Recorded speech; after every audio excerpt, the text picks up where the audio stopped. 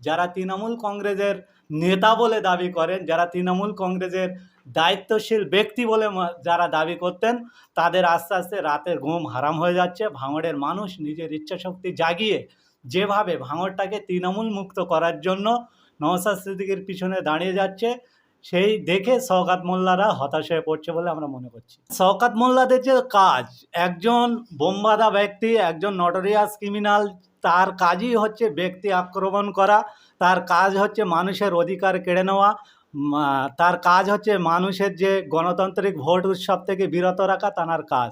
তিনি ক্যানিং পূর্বে বিধানসভার মধ্যে সেই কার্যকলাপ করত, সেই নিরিখে তিনি ভাঙড়ে এসে করতে চাইছে। কিন্তু ভাঙড়ের মানুষ সজাগ আছে, ভাঙড়ের মানুষ তারা নূতন ইতিহাস গড়ে, ভাঙড়ের মানুষ নূতন দিশা দেখায়।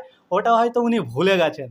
তিনি যে অ্যাগ্রেসিভ বক্তব্য দিচ্ছেন, আগামী দিনে অপেক্ষা করুন না, ভাঙড়ের মানুষ গণতন্ত্র প্রক্রিয়ায় ওনার অবস্থা, ওনার স্ট্যান্ড কী করে দেয় সেটা উনি বুঝতে পারবেন। দেখেন, এটা হচ্ছে মিথ্যা কথা বলা একটা অভ্যাসে পরিণত হয়ে গেছে শওকত মোল্লা সাহেবদের। উনি মিথ্যা কথা খুব সুন্দরভাবে গুছিয়ে বলতে পারেন।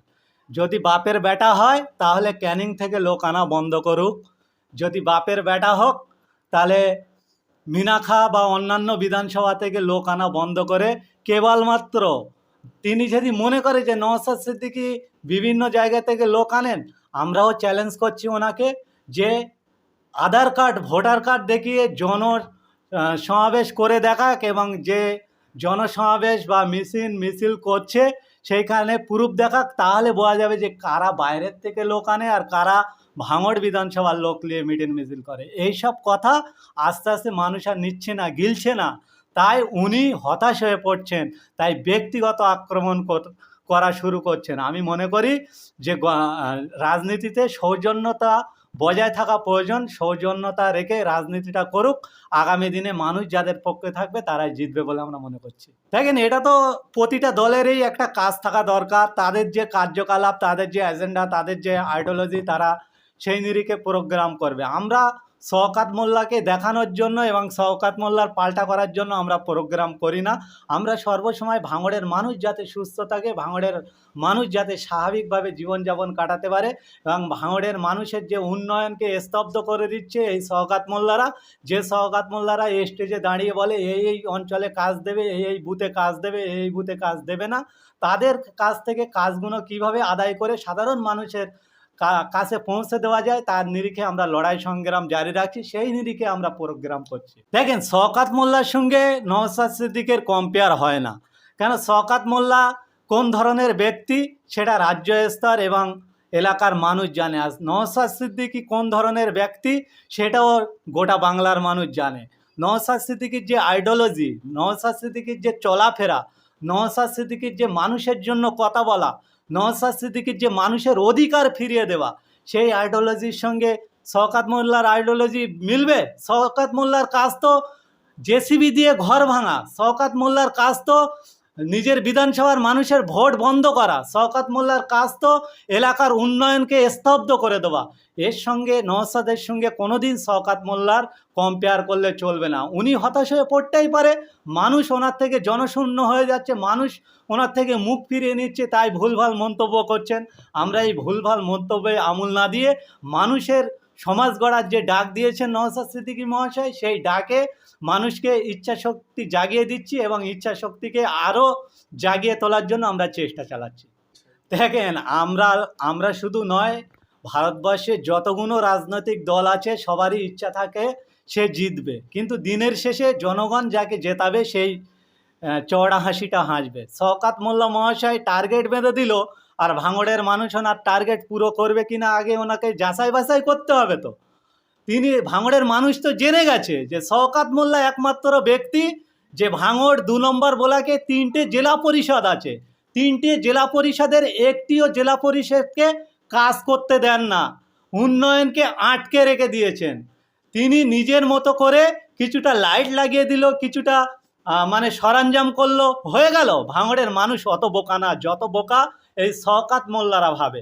ভাঙড়ের মানুষ শুভবুদ্ধি সম্পূর্ণ মানুষ। ভাঙড়ের মানুষ দেখেছে গোটা পশ্চিমবঙ্গের মানুষ যখন বিপদে পড়ে যায়, সেই ভাঙড়ের মানুষ, তারা সেই সময় নূতন একটা সূর্য উদয় করে পশ্চিমবঙ্গের মানুষের নূতন করে বাঁচার দিশা দেখায়, সেই ভাঙড়ের মানুষকে শওকত মোল্লা হয়তো বোকা ভাবতে পারে, কিন্তু আমরা ভাঙড়ের বাসিন্দা, আমরা ভাঙড়ের ভূমিপুত্র, আমরা জানি শওকত মোল্লা যে টেন্ডেন্সি নিয়ে ভাঙড়কে কুলসিত করতে চাইছে। প্রতিদিন সোশ্যাল মিডিয়ায় এই শওকত মোল্লারা যেভাবে কুলসিত করছে ভাঙড়ের মানুষকে নিয়ে, ভাঙড়ের মানুষের ইমেজটাকে নষ্ট করার বিনাশ করছে, সেইটা ভাঙড়ের মানুষ দেখছে। ভাঙড়ের শুভবুদ্ধি সম্পূর্ণ মানুষ, জাত ধর্ম বর্ণ নির্বিশেষে তারা মনে প্রাণে গেঁথে নিয়েছে। আগামী দিনে 2026 সালে দেখতে পাবে ব্যালট বাক্সের মাধ্যমে, ইভিএম এর মাধ্যমে তার যোগ্য জবাব দেবে বলে আমরা মনে করছি।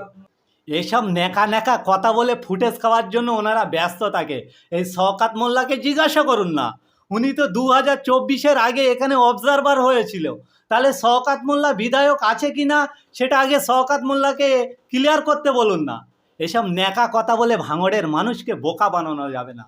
তিনি তো একজন বিধায়ক, তিনি অবজারভার হয়ে আছেন, শুধু ভাঙড়ে নয়, তিনি তো দাবি করেন তিনি নাকি গোসভার অবজারভার, তিনি নাকি সাতগাছিয়ার অবজারভার, তিনি নিজের বিধানসভার বিধায়ক। তাহলে তিনি বিধায়ক আছে কিনা মানুষের সম্মুখে তো নিয়ে আসতে হবে। এসব কথা বলে মানুষকে পাগলা মনে করে নাকি, মানুষকে বোকা মনে করে নাকি শওকত মোল্লা? তিনি একজন বিধায়ক, তিনি আগে স্পষ্ট করুক তো যে তিনি বিধায়ক আছে কিনা। নওশাদ সিদ্দিকী ভাঙড়ের বিধায়ক আছে কিনা সেটা তো পরে জানবো, আগে তো শওকত মোল্লা অবজারভার হয়েছিল, তানাকে স্পষ্ট করতে বলুন, তানাকে ক্লিয়ারেন্স হতে বলুন যে তিনি আজকের বিধায়ক আছে কিনা। এইসব পাগলামো কথা ওই ক্যানিংয়ের দিকে হয়তো চললেও চলতে পারে। ক্যানিংয়ের মানুষ অনেক শুভবুদ্ধি সম্পূর্ণ মানুষ, হয়তো ভয় দেখিয়ে সেখানে চালাতে পারে, ভাঙড়ের মানুষকে উনি বোকা বানাতে পারবে না, এটা শওকত মোল্লার জেনে রাখা দরকার। দেখেন, এনারা তো বিরোধী শূন্য করতে চায়, বিরোধী শূন্য যদি করতে না চাইছো তাহলে পশ্চিমবঙ্গের মানুষের গণতন্ত্র কেড়ে নিত না। মানুষের বড় উৎসব ভোট উৎসবে আটকাতো না। এনারা চাইছে যে গণতন্ত্র শেষ হোক, তানাদের যে ফুলে ফেঁপে ওঠা একটা অর্থের বিশাল একটা ব্যাপার, সেই ব্যাপারটা যাতে বন্ধ না হয়ে যায়। বিরোধীরা থাকলে তানাদের ওই ফুলে ফেঁপে ওঠার জায়গাটা বন্ধ হয়ে যাবে, তাই তানারা এই ধরনের মন্তব্য করছেন। আমরা বলি যে এই কথাটা বলেছেন গণতন্ত্র বজায় রেখে এবং ভারতের সংবিধান যে স্বীকৃতি দিয়েছে তাকে মান্যতা দিয়ে আপনি রাজনীতিটা করুন।